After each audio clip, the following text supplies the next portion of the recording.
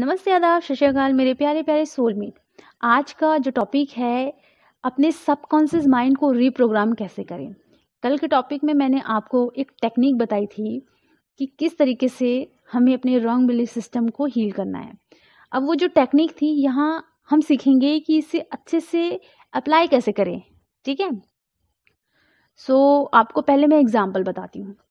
Example, एक छोटे से बच्चे को अगर आप फॉर्मूला याद कराते हो, है ना, तो एकाएक वो छोटा सा बच्चा याद नहीं कर सकता, उसे वो बार बार रिपीट करता है याद करने के लिए। सेम हमारा सबकॉन्शियस माइंड भी ऐसे ही काम करता है, अपने ज्ञान इंद्रियों से वो सारी चीज़ें सुनता है, देखता है। ठीक है, रिपीट करना। ठीक है, मान लीजिए आपको पब्लिक स्पीकिंग से डर लगता है। अब मिरर के सामने आप खड़े हो जाएं, विजुअल मतलब अपने आप को देखना।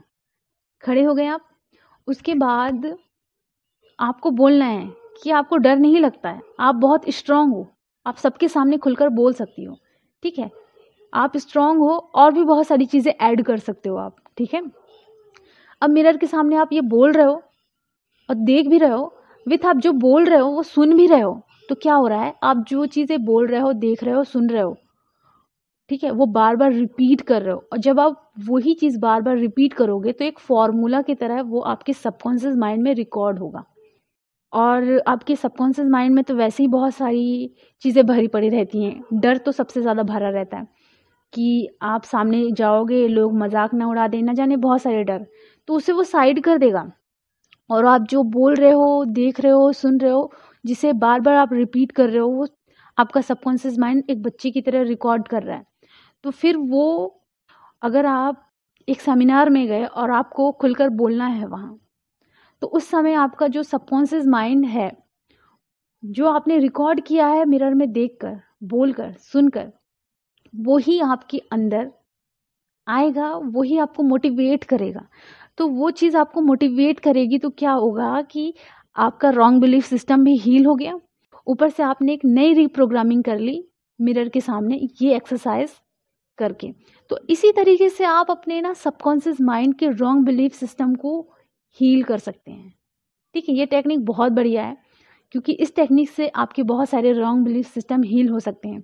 और भी बहुत सारे जो इशू होते हैं आपके अंदर, है ना, कि वो ऐसा है, वो वैसा है, तो इसे हील भी कर सकते हैं इसी तरीके से। ठीक है, अगर आपके अंदर बहुत ज़्यादा कुछ भरा पड़ा है, मान लीजिए ईगो भरा पड़ा है, उस ईगो को भी आप हील कर सकते हो, क्योंकि ईगो ना बहुत ज़्यादा स्ट्रांग हो जाता है आपके सबकॉन्शियस माइंड में। ठीक है, तो ईगो जब सबकॉन्शियस माइंड में स्ट्रांग हो जाता है, तो उसे हील करने का तरीका ये है।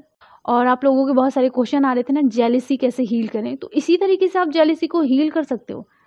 ठीक है, क्या होगा कि आपका सबकॉन्शियस माइंड आपको सही सही चीज़ों की तरफ पुश करेगा, और जो स्ट्रांग बिलीफ सिस्टम बने हुए हैं उसकी वायर वीक होती जाएगी।